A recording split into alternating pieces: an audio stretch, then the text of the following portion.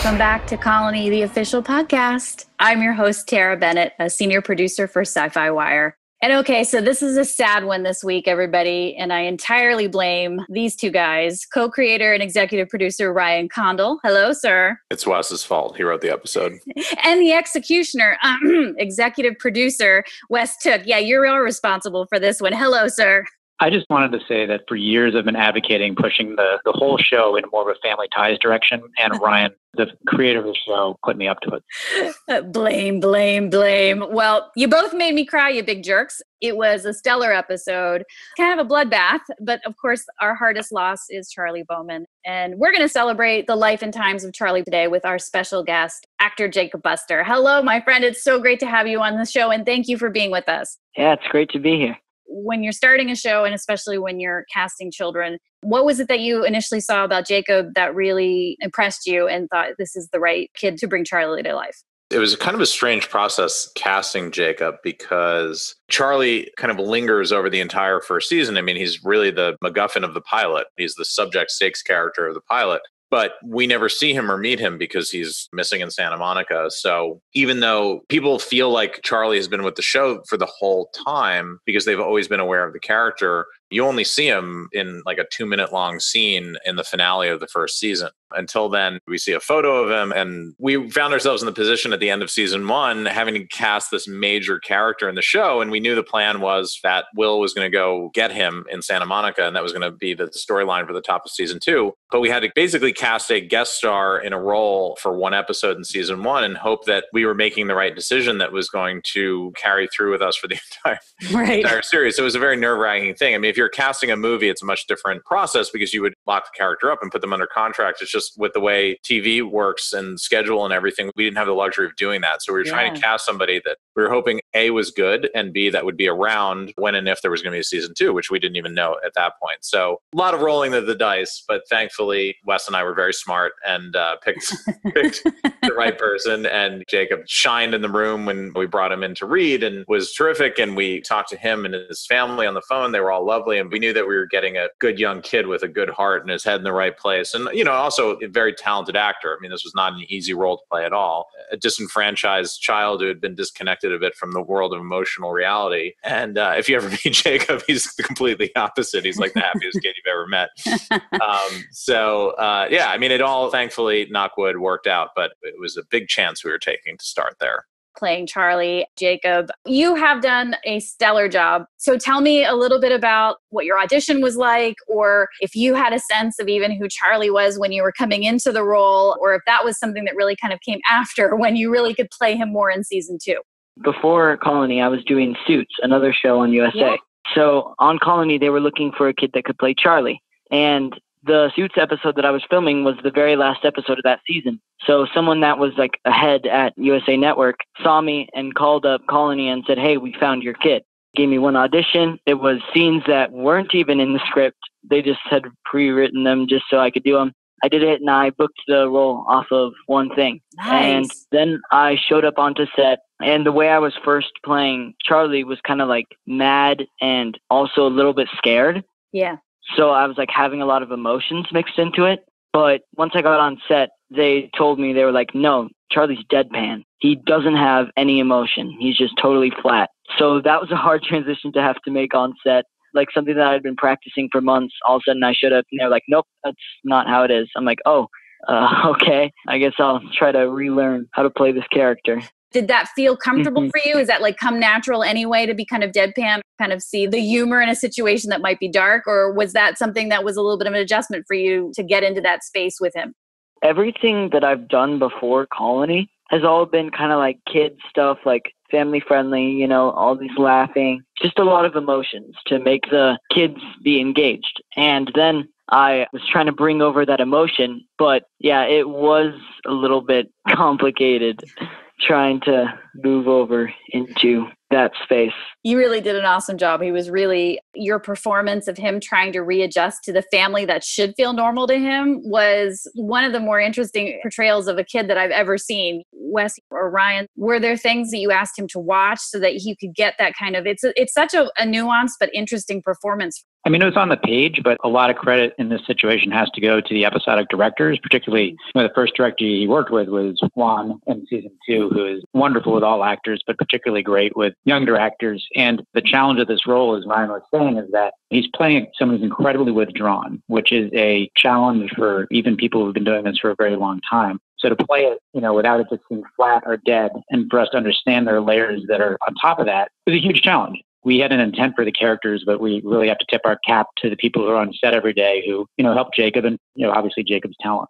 Jacob, any favorite moments for you in particular in season 2, either once you saw it, when it was in the episode, or just knowing in the playing of it was one of your favorites? Oh, man. It's hard to choose. But if I had to choose only 2, I would probably say my favorite portrayal from what it was like filming into what it was like in the show was the wall. Literally all the wall was just like this green screen-esque thing that we climbed up for about 20 feet. And they somehow made it look like it was like really, really tall and like insane. And then another one that I just loved filming was burning Lindsay's book. That one was just really fun. Anytime you were going after Lindsay was like gold. It was just the way that you were torturing her and she was just reacting to you. Erin's such a sweetheart. We had her on the podcast before. Was that something that got more and more comfortable and that you felt like you could maybe even improv a little bit as you were working with her and you knew the dynamic was really that Charlie needed to torture the heck out of Lindsay as much as possible? Yeah, Lindsay was amazing. And the day that she died, Isabella and I had a hard time accepting that because she had become a close friend of ours. But in all those scenes, it kind of just came naturally because it was kind of like me playing around with my brother. Like my brother and I know we're not hurting each other, whereas Charlie kind of is doing things to her that would hurt. Yes. But it's kind of just like playing around, just like if we were brothers and sisters.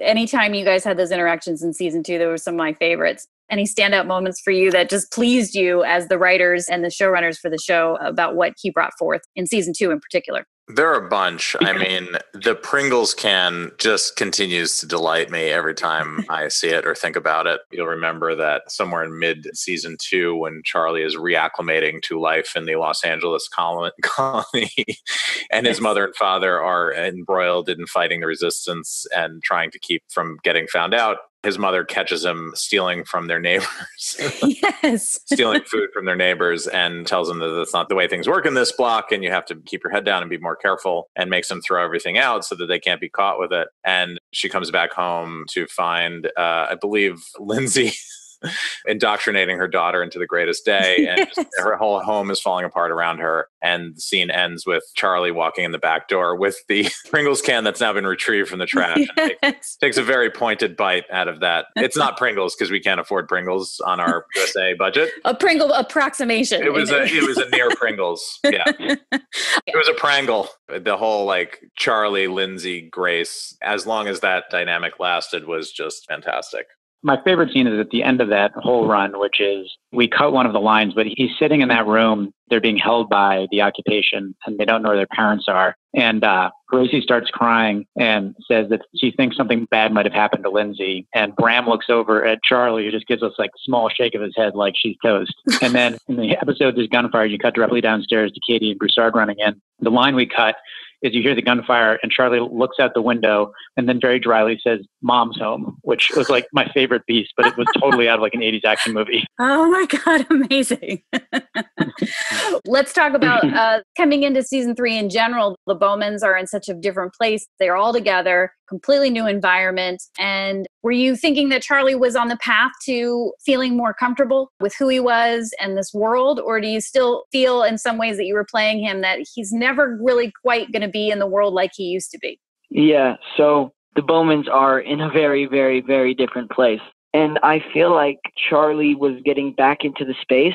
I don't feel like Charlie would ever be normal again. Yeah. I feel like that's something that would change someone forever. Mm-hmm. But I do feel like he was getting more comfortable. I feel like when he first came back, he wasn't really all that comfortable, but he accepted where he was. Yeah. But now he's more comfortable with everyone. And then Snyder sets up this alarm, blah, blah, blah. And all of a sudden the inner Charlie comes out again. And never really goes away until the end. Yeah, I totally agree. And you can see that in the performance. Let's talk about Charlie's fate. Was that something that you had planned out long ago as being a huge blow to the Bowman family and needed to kind of spur them forward? Or did that really come out of the discussions for breaking season 3? We had a long talk at the beginning of this season, and we felt that the time had come that the Bowmans themselves have to suffer a major loss to show that families are torn apart by the events of occupation and colonialization and war in general. And it felt like the most tragic version of that was to take away the child that had spurred so much of this action that they had taken in the first place. You know, Will getting involved with the occupation, Katie getting involved with the resistance. And it felt like the dramatic power of that fit in the best with the version of Colony that Wes and I have been writing towards for 3 years. It's a dark turn in the show, but it's a reminder that we're not all just watching a science fiction genre show. It's a war drama with real stakes and real characters. And it's not just played for shock value. It's something that the turn has only begun here. You're seeing this is the inciting incident of something that's going to linger over this family for the rest of their entire story. I think there is a real sense that you couldn't have the Bowmans just continue to float through this world untouched, unscathed. Lots of other things have happened in Colony, and a lot of them have been tragic. But as long as the bubble wrap is on them, to some extent, it's hard to continue to engage with the story because it starts to feel like a choose-your-own adventure. Nothing can happen to the protagonists. So it was an incredibly difficult decision, but it also felt to us, being true to this world, anything can happen to anyone at any time. That was also why we didn't want to have this happen at the beginning or an end of a season. We wanted to have it kind of suddenly happen in the middle because it felt dramatically that would be, one, leave you a B-side where we can really deal with the repercussions of it, but also the unexpected nature of it plays into that things just happen out of nowhere in war and in terrible situations. And the suddenness of it, therefore, kind of reflects that. Definitely. Very unexpected when it happens. There was no, whether you watch on other shows, it's almost like they're giving an elegy to a character before they're gone. And so okay, I get what that meant. You guys didn't do that at all with this episode. So what was important for you structurally and for that moment when it happens in the end? You want the episode to feel like it's building in one direction. And then, because this is life, things are not just written to neat 3-act structures, so that you feel like you know what the twist is and where the episode is heading. And episode 4 is the same way. You're hoping that the audience is waiting for Broussard to show up and save the day. And then the end of the episode shows it out of time and you realize that that's not what's actually happening. Yeah. We kind of wanted the Charlie thing to play in a similar way, where you feel like you understand what's happening in this camp and ultimately the Bowmans are going to get out. And that's what it seems to be leading towards. And the death of Vincent is the tragic event, and the loss of the rap and all these other things. And then the turn is that there's a personal cost to be born here as well. What happens to your character is so important to the show. So aside from the initial sadness, the heroic way he goes out, did that feel like at least it was a place where you could be really proud of where the character ends in the show? Yeah, very much so. I'm very happy with the way that they ended the reign of Charlie. Mm-hmm. The one thing that I'm scared for the fans are, I know there's some fans out there that are like, Charlie, this is the one we've been talking about. I love this kid. Yes. And all of a sudden to just have that taken away, I don't know how people are going to react to that.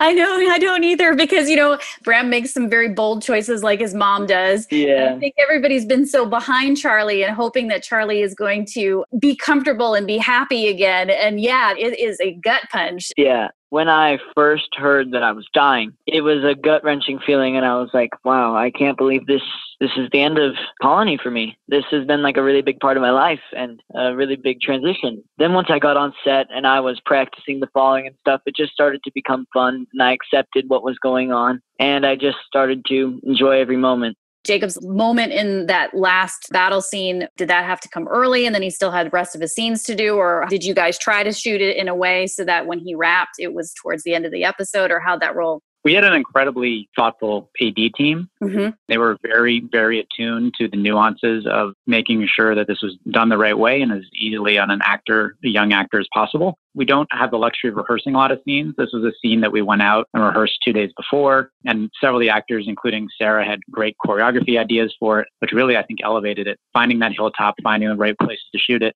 And then on the day, I just have to tip my cap to Jacob, we had brought in a stunt person to do the fall. We never used a stunt person. That was him. He practiced for days with a mat, throwing himself down on it, and he absolutely crushed it. But the interesting thing about all of this is, in shows like this, if you're getting shot at, you can't not have a character die. I mean, it's like stormtroopers in Star Wars. Yes.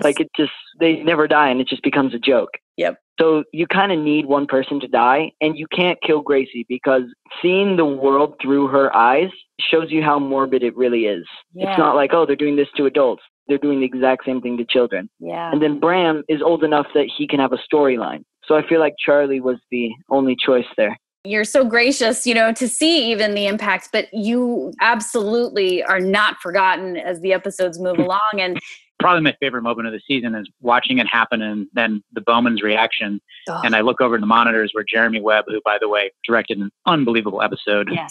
is standing in the monitors and he's just crying. And behind him to his right, there's a Teamster who's also crying. And you just thought, man, I don't know what we got right or got wrong this season, but this was a great moment. Yeah, I think Sarah's reaction was just absolutely spot on, and it's haunting. It goes to show that we have created a family that people care about, and that we care about. Certainly, as the writers, we are affected by, writing it. I mean, I was certainly affected reading it for the first time, and then I was not there when it shot, but then I do certainly remember seeing it for the first time. It's awful. It's awful. We also, talked to two big fans of Jacob's work, and that's Josh Holloway and Sarah Wayne Callies. And so we're going to throw to that right now. Hey. Will and Katie with us. When did Ryan and Wes tell you guys that this was going to be a story point for the season? In advance, so you guys knew that you could talk to Jacob, that you all could kind of mentally prepare for it? Yeah, he brought us in together. Yeah, he brought us in together to his office and said, I'd like to talk to you about something about the show. So we were nervous, obviously. Yeah. Like, oh, no, really? We hadn't even started shooting yet. Yeah, No. that's scary. What could have gone wrong? Yeah, so it was like, uh-oh, let's hear it. Put it out there. Yeah. And it was that Charlie was not going to make it, and we're in the season 3 now, so the Bowmans are not James Bond. People actually... There are consequences. There are Things consequences, happen. exactly. Absolutely. And it was hard. Yeah. It was hard. You grow close with your cast, and especially the younger generation, and so when that happens, you're just... But I was grateful to him for giving us a chance to get out ahead of it a little bit, because it meant we went into the season knowing that part of our job was to kind of help this young man. He's so talented. He's so great. And I'll say he took it like a pro. He really did. he handled it. He handled it brilliantly, and he's so subtle. I loved watching him do it, because he does subtle things. Yes. And you're like, oh, wow, that was powerful. He's grown a lot in He's the last grown a lot. year and a half that he's been on the show. And I remember I gave him a gift, and he gave me a gift. I gave him a gift when he was leaving. It was like a big Lego thing. Oh, awesome. And he's in that stage of, I talked to him a little bit like a man, but he's still a boy. He's in that in-between, and he got that, and he just ran up and gave me a hug, like a real hug, and I was so touched by that. I carried it through and used it the whole time. I bet. He's such a good kid. Yeah, he was great. He's had such a great arc. Like you said, the subtle moments that he's chosen to play with Charlie's impact of Santa Monica on him. Yes. He's played in this kind of, not otherworldly, but just this wisdom that he's gotten, and that when he drops something every once in a while in terms of observing something, that was really telling and great to see of him, because Charlie never came back quite the same again. No, and it was such an exploration too as parents to lose a child. Yes. And lose it in that way. It was horrible to walk through. Brilliantly written, amazing timing. Of course, everything was perfect, and devastating to act. They've done something really brave, I think, with Charlie as a character on the show, which is that they built the whole first season around a character that the audience had never met. Right. That they hadn't cast. And then all of a sudden they have the job of making sure that there's a kid who can be the cornerstone of the story. And Jacob rose to that so beautifully, especially for a young man who had virtually no experience until he showed up with us. Yeah. And then, I think in a way, the audience never sees it, but there's something in the, I think Wes might have written that episode. I can't remember. Yeah, he did. There's something in the stage directions about after Charlie falls, an elegy to a boy who was lost and found and then lost again. Oh, gosh. And I think that's it. It's the sense that, you have to do something in a show to make it, for the stakes to be real. Right. And speaking as somebody who's never survived a third season of a show, it's a heartbreak and it's painful, but at the same time, I think what they did was brilliant, because you have a family who gave up everything to get this kid back. Right. And the truth of the world of Colony is that's not enough. It's still not enough. Yeah. there's only one way to tell that story. Yeah. Yeah. How was it shooting that? Because obviously there's all of these action beats, so it's a long day. You know, it's goosebumps and like tears immediately start, and it's just one of those kind of visceral moments. Do you remember much of it? Do you put it out of your head after like a rough day like that, or? Well, we rehearsed it. Yeah, we rehearsed it that morning. Right? No, it was before. Oh, it was before. It was a couple days before. Jeremy Webb shot that episode, who is one of my favorite directors and actually the director that I studied under. Oh, wonderful. And he did it brilliantly because I think he knew coming into it, not only as a director, but as a father. Yeah. Like, you have to do this kind of as humanely as possible. Yes, and it was so important for us to walk through it because they saw it. This is classic what we do, and it's a collaboration what we do. Mm-hmm. And when we showed up, they had an idea of how the scene was going to take place. Right. And then after we were bringing it to life, we had to switch the structure around, which you did. Sarah pointed out, you know, why would my husband, a trained ranger, suddenly give me the gun to cover the kid and run out to the kid, and then if he gets shot, and then now it's my fault because I don't even know how to use this. Why wouldn't the professional cover while the mother goes and get?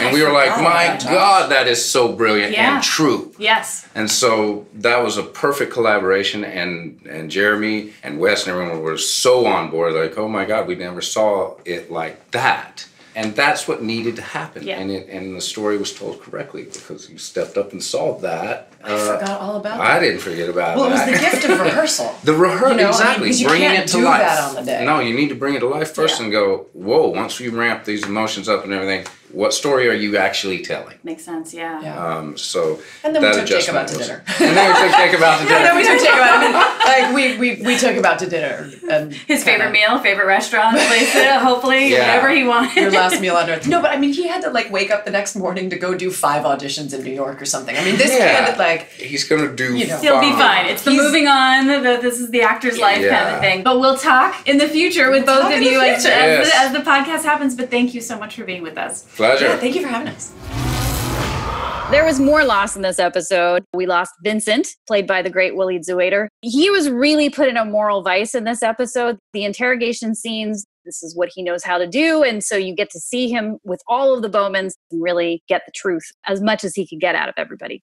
This is an important episode. We decided to break with one of kind of the rules of the show, which is that the show is always told through the point of view of one of our primary characters. And if you study this episode in particular, for the first time, we're telling it through the point of view of someone who's never had a POV before, which is Waleed's character. Acts 1 through 4 are really tightly shot in that way. And even if you don't consciously register it, I mean, I think the hope is that you kind of sense that something is off and that our heroes on the periphery, the first couple acts of this show are really about his moral journey. And there are times where you, as a writer, fight in frustration against the act structure necessitated by having commercial breaks. But this was one of those times where it was potentially helpful because each act was kind of a chapter in the evolution of where he was and what he was thinking. And it allowed for, a pretty clean sequential build on his movement towards this ultimately tragic choice.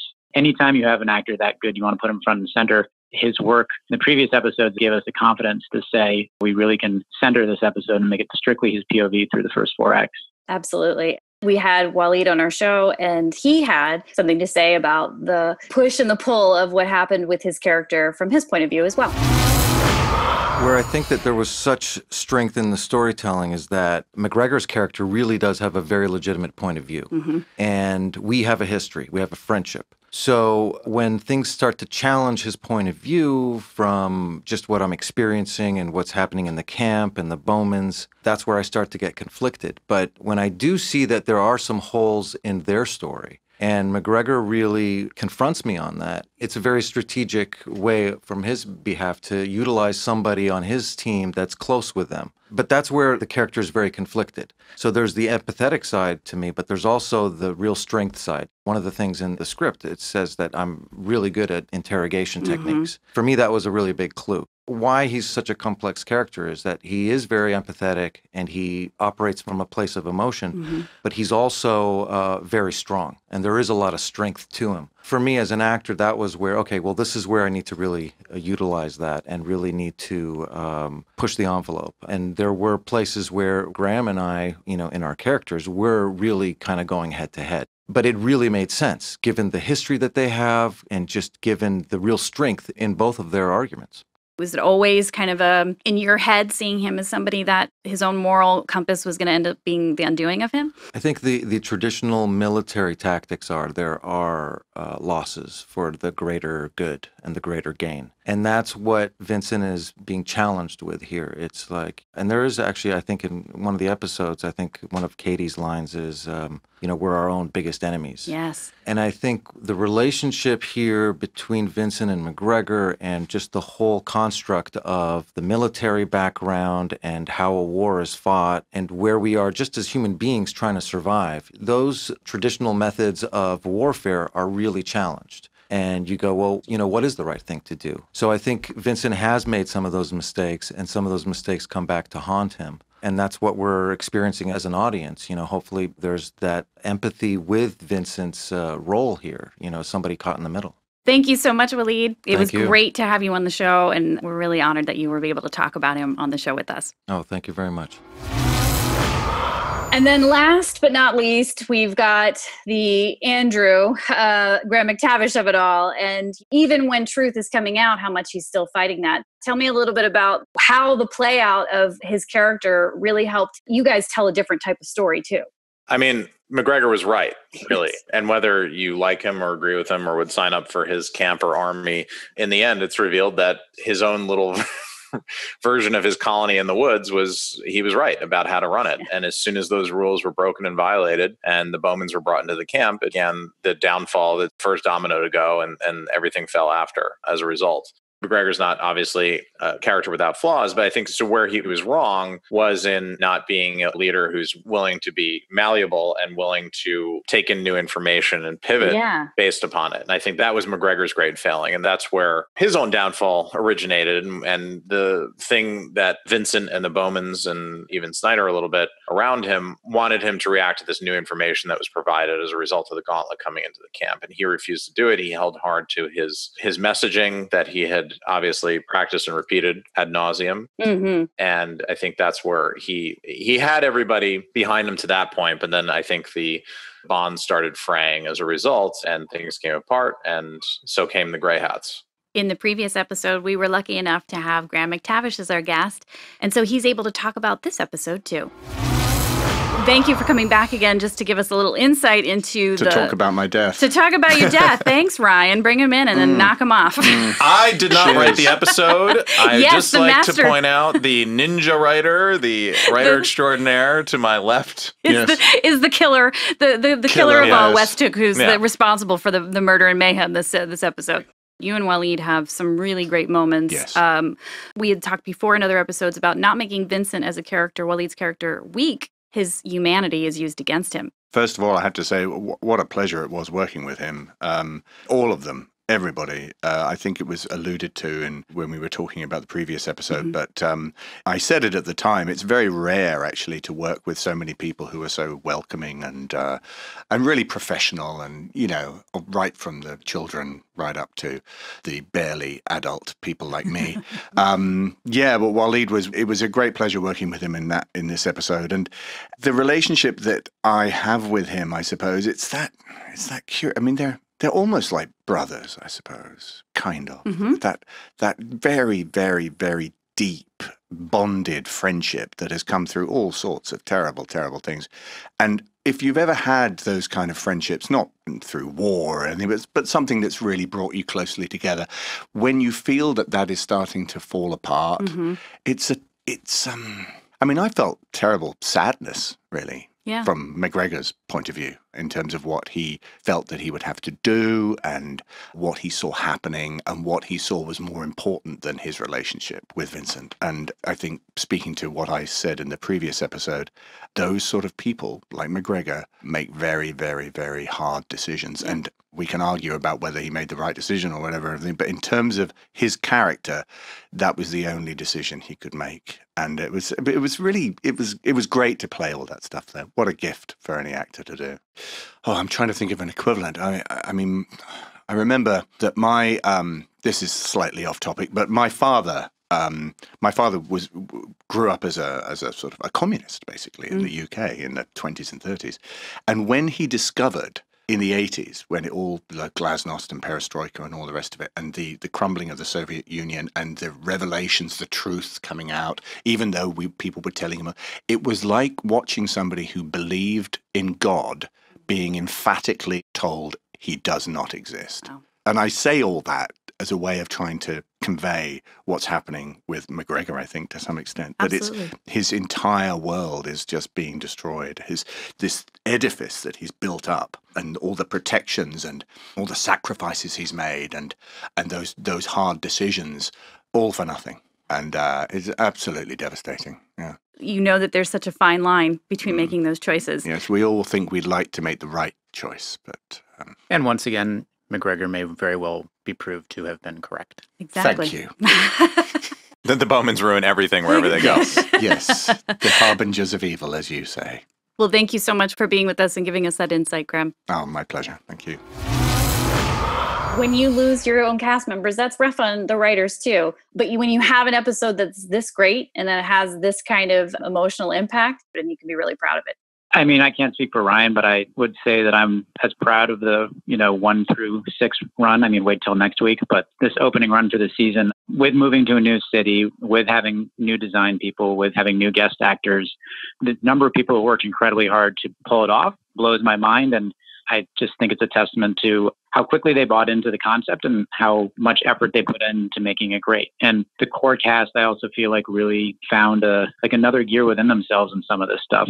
The emotionality of Will and Bram in that scene with McGregor and the gun. I thought that is some of their best work. So I'm just incredibly proud of all the people who put so much into it. And going back to the McGregor of it all, you hope that a moment like this haunts the rest of the season. It haunts it both on a character level, obviously, for this family of having suffered this loss, and you wonder how they can move on from it if they can at all. But beyond that, the specter of McGregor and the things that were uncovered and the things that were left unsaid.